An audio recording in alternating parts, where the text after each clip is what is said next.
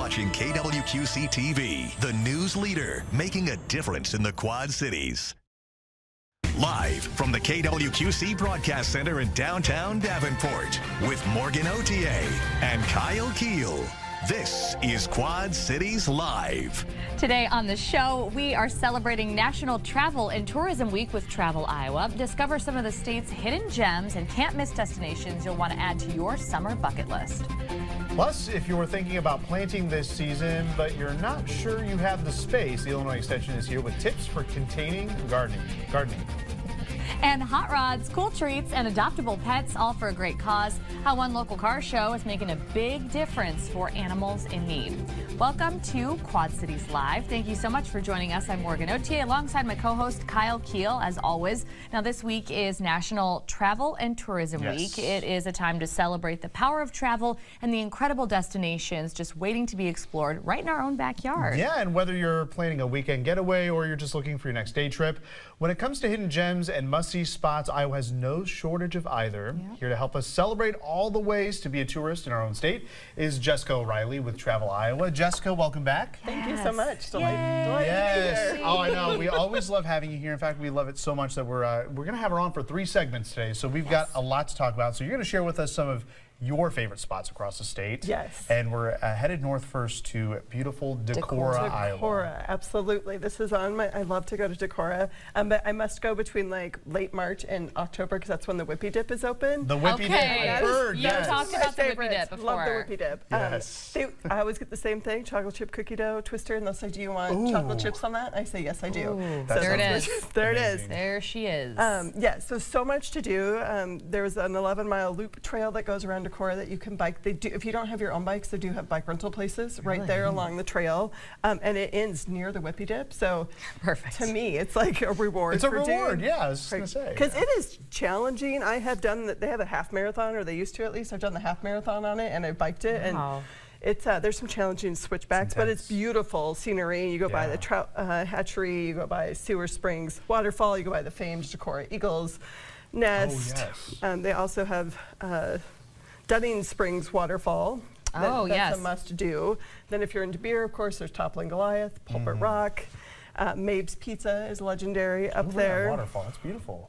Yes, and then of course stay at the Hotel Winneshiek right downtown, so you can walk to all the great shops. They have a fabulous bookstore, and they have another ice cream shop, and just all sorts of things too. Yeah, tell us more about Toppling Goliath, because I remember when, I think it was like Pseudo Sue came out. It was like the super popular IPA when craft breweries just started kind of like exploding on the scene, and it was like this beer was made in this town in Iowa, and I feel like Toppling Goliath, I mean, Decorah has so much to offer, but I mean, this is kind of a destination for a lot of people. It is for a lot of beer lovers, and there's a website, ratebeer.com, that rates it one of the best beers in the world. Oh, there you go. So then, and every time they do a new release of a beer, that's like thousands of people flock to Decorah just to get the new beer. So yeah, and they've expanded their location. They have a fabulous menu. You can just sit there and enjoy That's great. food. And the patio is pet friendly, so if you've got a dog that you want to take with you. Yeah. Perfect. How about it? Well, and you briefly mentioned Mabe's Pizza. So one of the notes on that one, it was voted like one of the top 100 places to eat, not just top 100 places to get pizza, but places to eat in the state of Iowa. Yes, before you die. Before you die. Before you die, yeah. Gotta add that part. Gotta add that comma before you die. Yes. Yes, absolutely. It is a local favorite. Looks great. Yeah, I can vouch for it. It's delicious too. Okay. Awesome. Another brewery, Pulpit Rock Brewing. So we don't want to forget about that one. That is a big draw for a lot of people as well. Yep, and that one's right along the bike trail as well, so you can, you know. There it is. That's cool. Yeah, and so they, in the winter, they do the little igloos outside too, so you can rent one of those and enjoy your brews in the nice warm space, even in the winter. Wonderful. And before we move on to the next community, you'd mentioned in the past when we've gotten together, and honestly other guests, Kyle, I'm pretty sure I've mentioned this before, maybe even Emily or somebody with the extension Seed Savers Exchange. Yes. This is huge for the area. Right, and it's celebrating its 50th year this year, and so it preserves historic seeds. They have more than 20,000 varieties of vegetables, herbs, and flowers. If you go, they have a shop where you can, of course, buy seeds. It's so picturesque, too. It is so pretty. And they have, the Heritage Farm offers display gardens. You can tour the orchard. They have a little trail you can walk. You can fish in their trout streams. It's just beautiful. I mean, everything up there. Wonderful. Yes. Beautiful. And of course, Decorah, known for its Norwegian heritage. Yes. Let's get the Vestdrive Museum as well. Absolutely, which has a ginormous collection they've just added on, and it's beautiful. Yeah, Yes. very cool. Next on the list is Mason City. So we're going to talk about that one. So that's if you go way far north and way far central in the state of Iowa. Yes. Okay. You're like 2 hours. I've been there. 2 hours north of Des Moines. I've been there briefly going to Minnesota. I feel Okay, like, yes. yes. Yeah. Okay. Absolutely. So if you're into architecture at all, like I am, Mason City is the place to be. So especially if you like Prairie School architecture, Frank Lloyd Wright is the only remaining hotel designed by Frank Lloyd Wright left in the world. Really? Okay. The Historic Park Inn Hotel is about 27 rooms, super boutique hotel. Wow. They do have one of the rooms that's left sort of like it was at the time, because they used to have two 10-by-10 rooms that shared a bathroom in between. Okay. So, you know. Yeah. We don't want to do that anymore. No. We don't want to do that. That room, old if you school. have that room, because I have actually stayed in that room. So one of them is like a sitting room, then the bathroom in the middle with heated tile, and then the bedroom. Very cool. Very cool, yes. And then the Stockman House, Okay. which is also designed by Frank Lloyd Wright. Look at that. Isn't it gorgeous? It is. So you can take a tour of that as well. There's also an architectural learning center next door. That's where the tours start, that sort of give you an overview of all the Prairie School architecture in Mason City, because there's a whole neighborhood that is designed not by Frank Lloyd Wright, but by his contemporaries. So it's Okay. all still the Prairie School architecture. Mid-century, yeah. Rock Crest, Rock Glen neighborhood. So you can do a walking tour of that. Obviously, they're private homes. So Yeah. Yeah. that's an exterior. Yes. Let me be clear, that's an exterior. Can't go only inside. tour. Don't go knocking. No Don't go knocking. Okay, and then there's an art museum there. Oh, I love the McNider Art Museum. Okay. A lot of great Oh, museums. Sound of Yes. Music. Right. The puppets. The puppets. The marionettes from Sound of Music, because Bill Baird is from Mason City, Oh, and no he was the kidding. puppeteer behind the marionettes. So That's you my can go favorite see part. there's. There you go. And now I just try to get the song out of your head now. Now That's it's right. stuck. Yeah, I'm not going to Yeah. sing it. Don't worry. But they have. yodeling We want you to, though. No, you don't. You really don't. There's a Dale Chihuly art piece. There's impressive ceramics, and even the building itself is like this Tudor-style mansion that it used to belong to someone who worked in bricks, and so there's all these different styles of brickwork Yeah. on the outside, of course, to show off what they could do. Yep. All right. So I've never been to Mason City, so I'm intrigued by this. The River City Sculptures on Parade. Yes, so they have all these different sculptures on parade. They swap out every year, but you can go wander and walk around. These are ones that I actually took because I just thought they were hilarious. The little beaver with the toothbrush. Yeah. And so then if I remember this correctly, they vote, and then that one stays. And so Okay. every year they add on. There is one that's called the Architect that sits across from the Historic Park Inn Hotel, which is not Frank Lloyd Wright, but is Yeah. but is kind of Frank Lloyd Wright. So Okay. just a variety of sculptures that you can. That's a walking thing. So if you like to get Yeah. out and move around to town, It it's is a great way to it's see a stuff. beautiful place. Yeah, I remember I was in Mason City for a wedding, not driving through, so I got to see some of this stuff. There you go, see? And it is a very cool town. Speaking of cool, food. Food. Okay, You so gotta eat. Food and dessert, we've got, yes. yeah, food and dessert is what we're gonna. So Northwestern Steakhouse. This is the most iconic steakhouse in Iowa, famous for its Greek style and American steaks cooked in extra virgin olive oil, butter, and a special blend of Greek seasonings. Sounds amazing. I was staying at the hotel, and I said I was going to Northwestern Steakhouse, and the lady said, "Make sure you have the spaghetti." And I thought, spaghetti? At a steakhouse? Okay, That's ma'am. weird. It will ruin you for spaghetti anywhere else. 'cause Okay. Oh, no. Okay. It's drizzled with the olive oil and the butter, and oh my gosh, it's so good. Sounds like a good combination. So good. And then if you have room for dessert, you may not.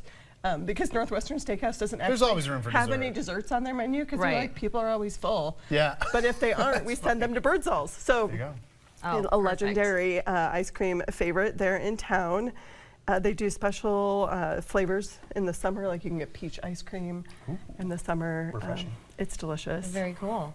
All right, and we've got roadside attractions as well. I don't know if we have time in this segment for this, or well, let's do it. We Let's can go zip for right it, through this. yeah. Thanks, Claire. You guys actually, you'll see a little bit later. You will, yeah. You guys both have this picture, Kyle. We do, yes. And Jessica. I've been here as Yeah, well. I know. Gotta I have go. Brandon, yet to meet Iowa. a roadside attraction I don't enjoy. My family may differ, but if I can make it work, I'm stopping. You're stopping. So, so there I was at the Brandon, and Iowa's largest frying pan. Hawkeye Point near Sibley is our highest elevation at a whopping 1,670 Oh, feet.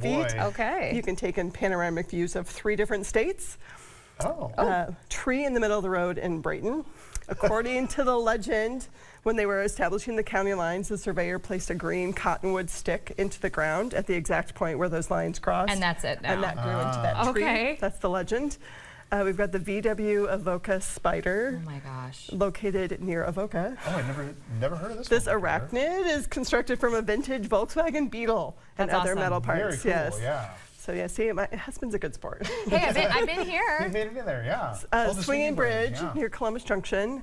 This is a 262-foot long It's a swinging little bridge. scary. It is scary. I remember going in grade school, and the boys thought it was hilarious to swing the bridge. Of And we're course Oh, they like, yeah. do. It's what we do. If I'm going, I'm going alone. Yeah.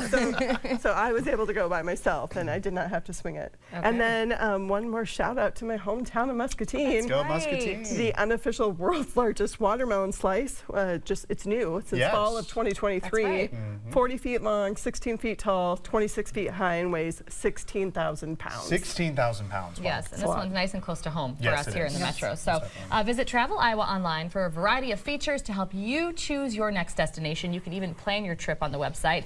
And stick around. As we mentioned, Jessica will be back with us to talk more about some of our own favorite communities in the state of Iowa. Yeah. So we'll look forward to that, Jessica. I'm See you looking later. forward to it too. Yes. Big surprise. Yes. Well, coming up on QCL, It Takes a Village Animal Rescue will join us with today's adoptable four-legged friend, along with details on the 4th annual car show fundraiser planned for this weekend. Gardens begin at Sunnyfield Greenhouse and Garden Center. Visit the only garden center in the area with over 2,500 varieties of annuals, perennials, vegetables, trees, and shrubs. Sunnyfield Greenhouse and Garden Center, just south of Kewanee. See our website for hours and directions. With moderate to severe plaque psoriasis, my skin was no longer mine. My active psoriatic arthritis joint symptoms held me back. Don't let symptoms define you. Emerge as you with clearer skin. With Tremfya, most people saw 100% clear skin that stayed clear, even at 5 years. Tremfya is proven to significantly reduce joint pain, stiffness, and swelling. Serious allergic reactions and increased risk of infections and liver problems may occur. Before treatment, your doctor should check you for infections and TB. Tell your doctor if you have an infection, flu-like symptoms, or if you need a vaccine. Emerge as you with clear skin. Ask your doctor about Tremfya. All right, everybody. I know it's easy to forget things, but we don't want you to miss this new deal from US Cellular. Save big with our best price ever. Just $15 a line when you get 4 lines. Ooh, I could save enough to buy a gift for my understanding wife. Sorry, I'm late. Ooh, that's a great deal. I have a facial. This was fun. Oh, come on. You have flowers? Save big with our best price ever. Just $15 a line when you get 4 lines. US Cellular, built for us. Like a relentless weed, moderate to severe ulcerative colitis symptoms can keep coming back. Break away to what's possible with Tremfya, with rapid relief at 4 weeks. Many people experienced remission at 1 and even 2 years. Some saw 100% visible healing of their intestinal lining. Serious allergic reactions and increased risk of infections and liver problems may occur. Before treatment, your doctor should check you for infections and TB. Tell your doctor if you have an infection, flu-like symptoms, or if you need a vaccine. Healing is possible with Tremfya. Tremfya is now approved for Crohn's disease. Ask your doctor about Tremfya. Beautiful gardens begin at Sunnyfield Greenhouse and Garden Center. Visit the only garden center in the area with over 2,500 varieties of annuals, perennials, vegetables, trees, and shrubs. Sunnyfield Greenhouse and Garden Center, just south of Kewanee. See our website for hours and directions. Quad Cities Live continues.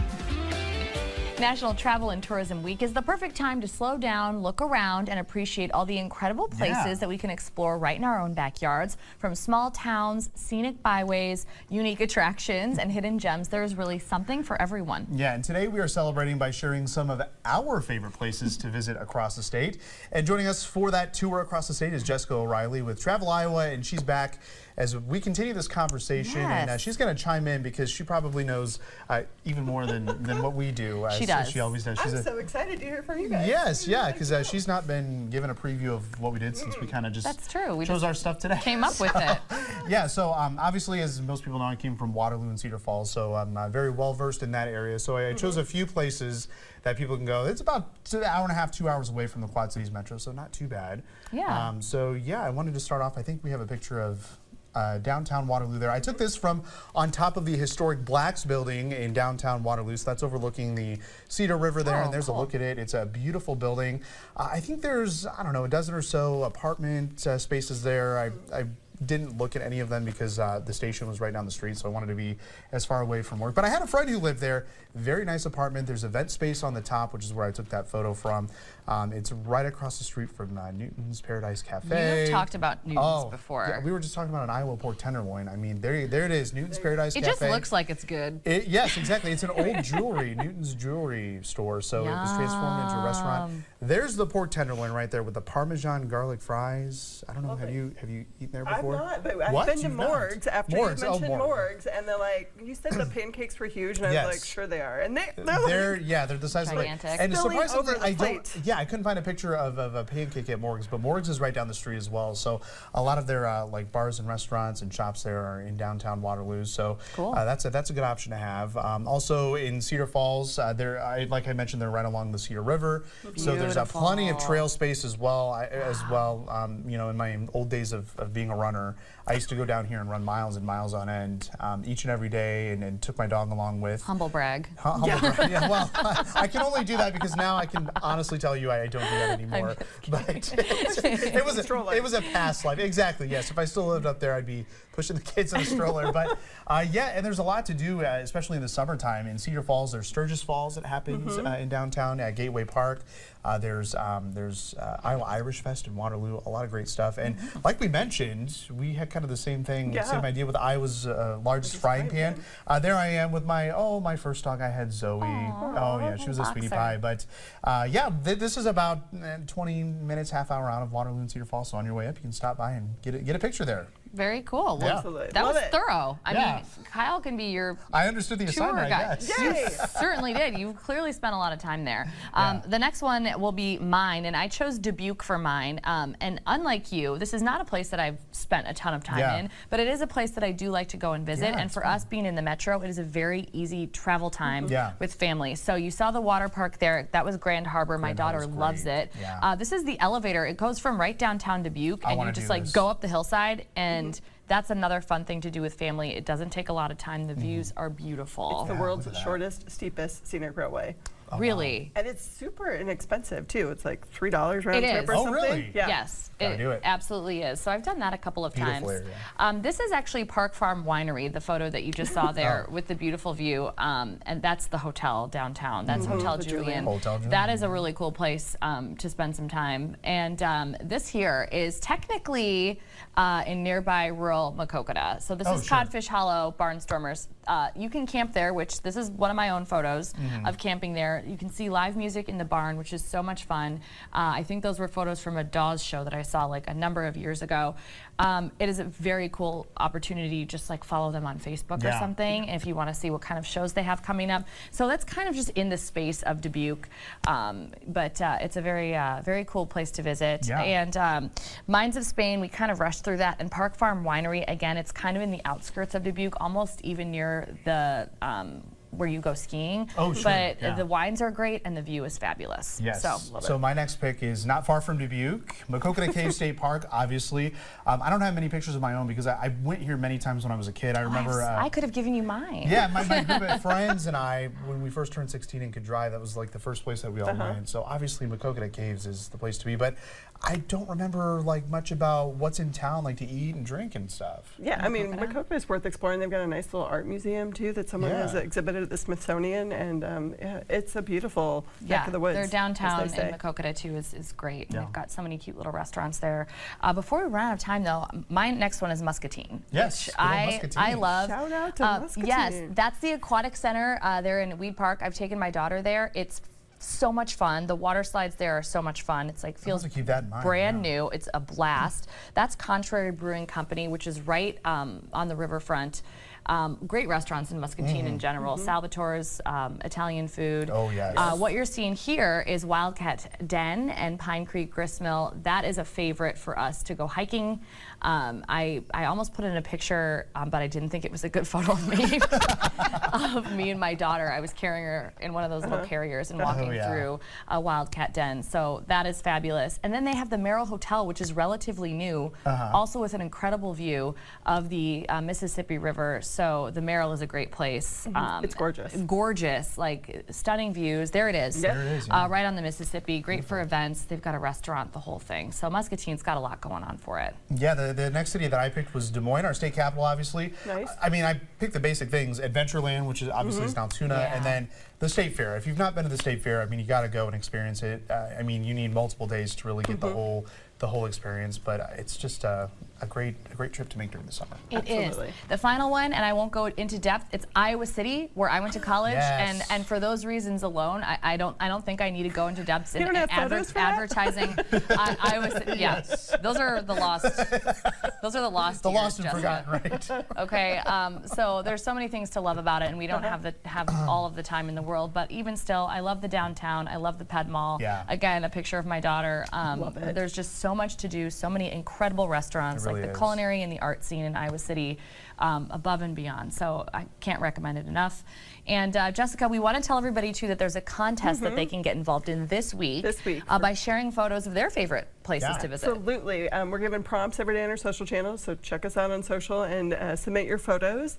One of them was actually the photo of our current travel guide came through that contest last year. No promises that you're going to be on the cover, but you can't be on the cover if you don't submit. So please that's share a awesome. photo about, so like where you go to feel like a kid again, where you go to for farm fresh stuff, where you like to shop local. We just want to know where your favorite places are. Very cool. Okay, well, that's awesome. So we will see Jessica again coming up in our second half hour of QCL. She's going to be back with us one more time, talking more about Memorial Day weekend ideas, from camping and glamping to vacation rentals. Plus, if you are limited on space but still want to garden this summer, we're getting some useful advice from the Illinois Extension. Learn how to grow everything from flowers to food on your front porch or patio. But first, we'll have a check of your First Alert forecast after the break. First Alert Weather is brought to you by Erdman Construction. Accurate and reliable. This is your First Alert forecast with meteorologist Kyle Keel. Well, better late than never. The clouds are starting to break up across eastern Iowa and western Illinois, allowing for some late day sunshine everywhere camera network shows. Yes, those clouds breaking up. Not completely sunny in most areas, but at least we do have a little blue sky and sunshine out there. And that has helped boosted those temperatures a little bit here. Late day warm up, 66 degrees right now in Galena, 68 in Maquoketa, 64 though in Moline. And notice we still have the upper 50s from Princeton to Kewaunee and Galesburg down to Macomb. That's where those clouds have hung on a little tighter here throughout the day. And we'll continue to see those clouds decrease here heading into the overnight hours. We'll see maybe some passing clouds from time to time. Same can be said here as we head through the day on your Tuesday. Lows bottom out in the mid 40s, but look at that. We're finally back to the 70s that we've been advertising here for the last several days. Those will return tomorrow, and they are not going anywhere. So we do have those decreasing clouds tonight. Cool night, seasonably cool, temperatures in the 40s. We're in this blocking weather pattern right now, so pretty much what you see is what you're going to get. Might have one system come through here as we head into Wednesday night. Might bring us maybe a few sprinkles or a brief shower, but otherwise mainly dry this week. And then we have 70s returning, as well as close to 80 degrees on some days. So there's a look at clouds and radar. Finally starting to see those clouds kind of get scoured out here, especially west of the Mississippi River, as we're kind of in between two upper level low pressure systems. This is kind of the blocking weather pattern we're talking about. We've got one out here in the Ohio Valley. We've got another one out here in the Four Corners region. You can kind of see that spin. Meanwhile, we just kind of a weak ridge here over the Midwest. That's keeping our weather nice and quiet. So there's not going to be a lot to see here on Exact Track. We'll let it roll through the overnight hours with a few clouds rolling by. We'll see a few clouds here on Tuesday. Otherwise, a mostly sunny sky. Temperatures back in the 70s. More clouds expected, though, as we head into the day on Wednesday, although it's not going to stop temperatures from warming up. That will be one of the days that we get closer to 80 degrees. And with the heating of the day, there could be potentially a few showers, isolated thunderstorms that pop up during the evening and overnight hours as the front moves through. That'll switch those winds back to the north here as we head into Thursday. So that'll cool temperatures slightly, but notice not by much here on the 7-day forecast. We'll go from 78 Wednesday, chance of rain late in the day, to 72 on Thursday. Back to the mid 70s here on Friday, then close to 80 degrees as we head into the weekend with dry weather. We're ready for that. All right, Kyle, thank you. Just ahead, the do's and don'ts of container gardening for this growing season. Considerations that make all the difference. Next on QCL. Quad Cities Live continues.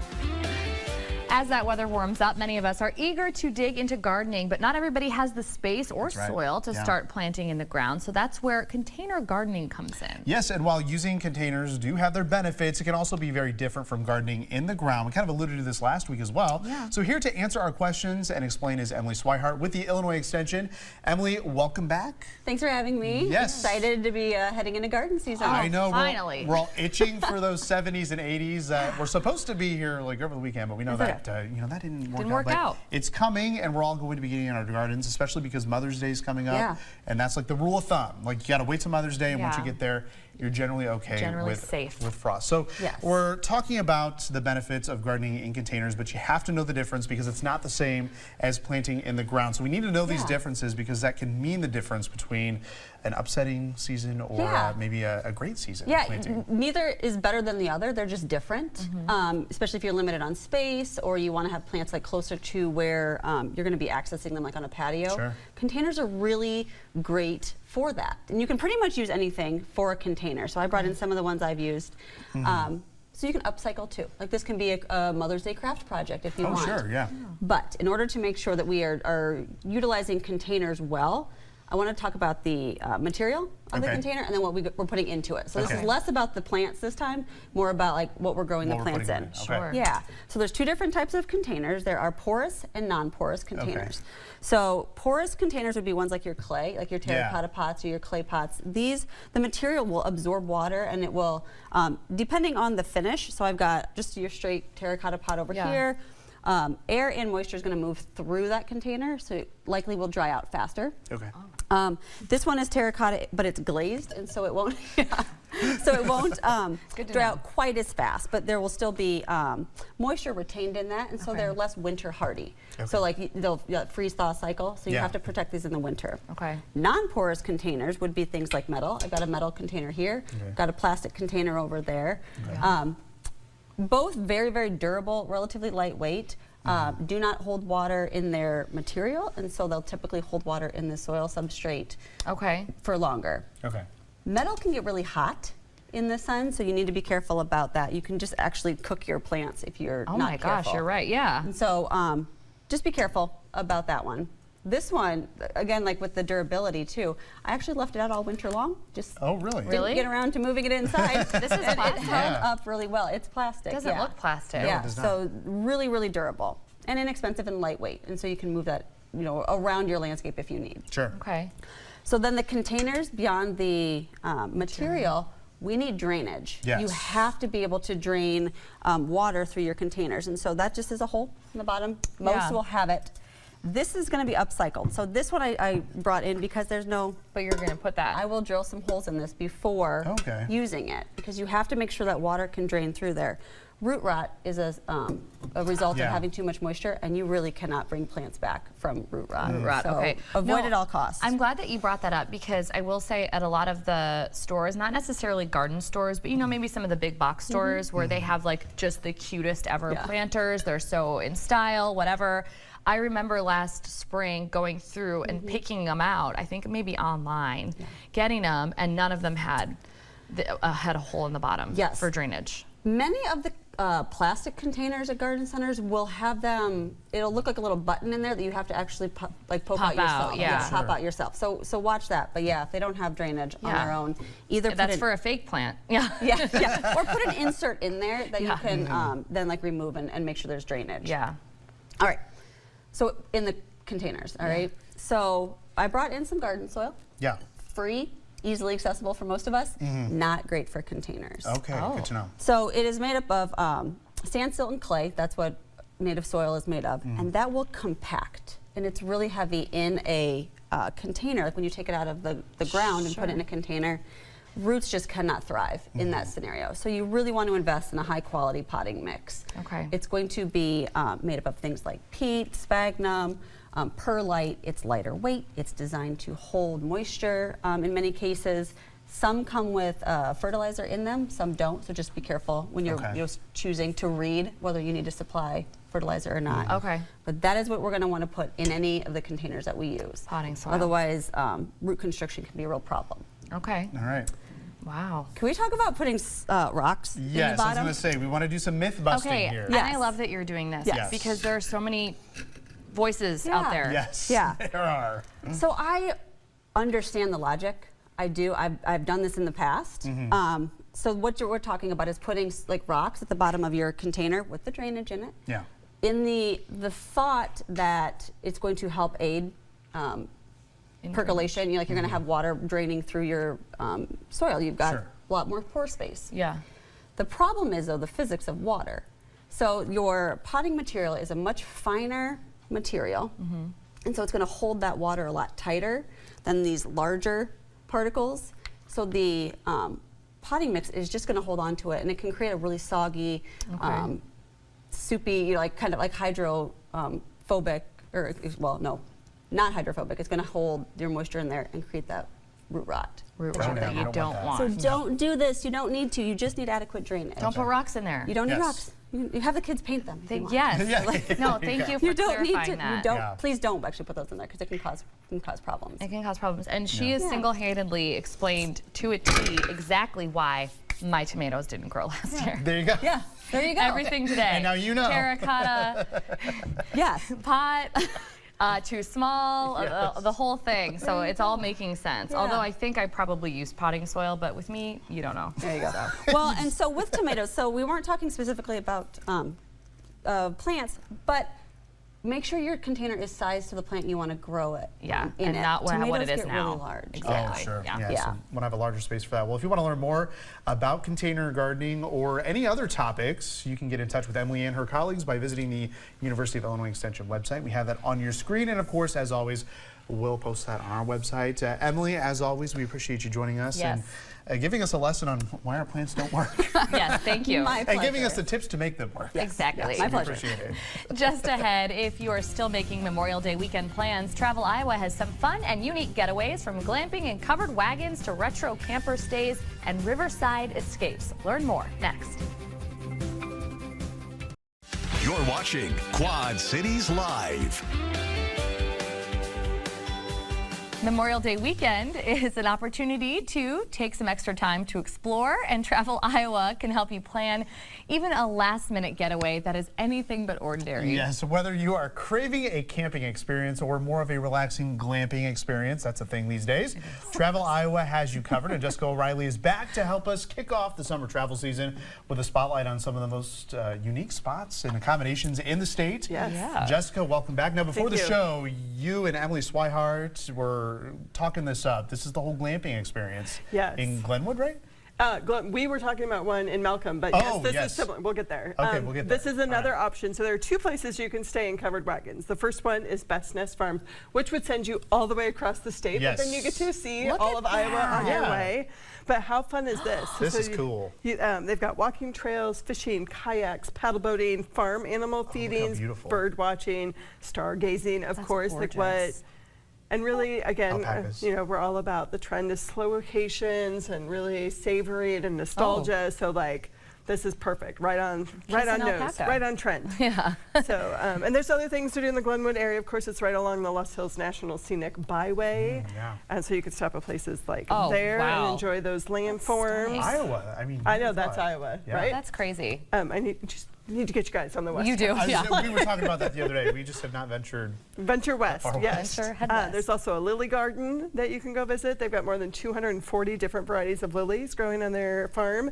It's a third-generation farm. Most of them are potted and available for purchase. Sugar Makery is a sweet shop with popcorn, homemade chocolate items, fudge, nostalgic bulk candy, ice cream, and more than 200 glass bottle soda varieties. Oh, wow. Best kind. So there you go, and then you can enjoy ice cream on their outdoor patio. There's a winery that you can features a rustic tasting room in That's a so large. pretty. Isn't it pretty? Post beam.